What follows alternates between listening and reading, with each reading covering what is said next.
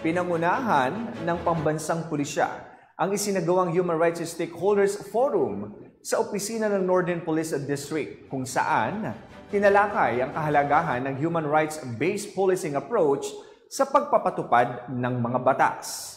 Patrolwoman Glazel Ann Esperanza sa ulat.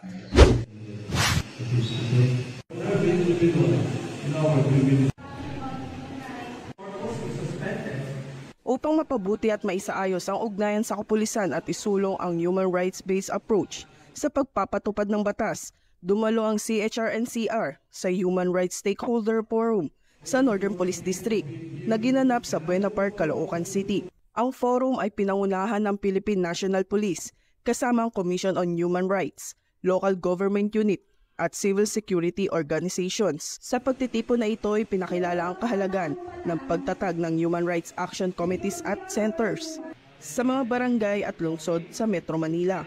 Layunin nito na maengganyo ang mga ordinaryong mamamayan na maitaguyod at maprotektahan ang kanilang karapatang pantao sa kanilang mga komunidad. Tuloy ang pagtutulungan at ugnayan ng Northern Police District at CHR-NCR sa pagbibigay ng serbisyo publiko at pagtugon sa mga isyu ng karapatang pantao.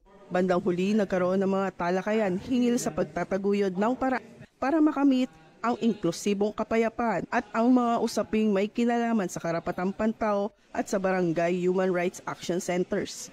Mula rito sa Northern Police District, ako po ang inyong PNN correspondent, Patrolwoman Glazel Ann Esperanza, alagad ng batas, tagataguyod ng Balitang Pulis.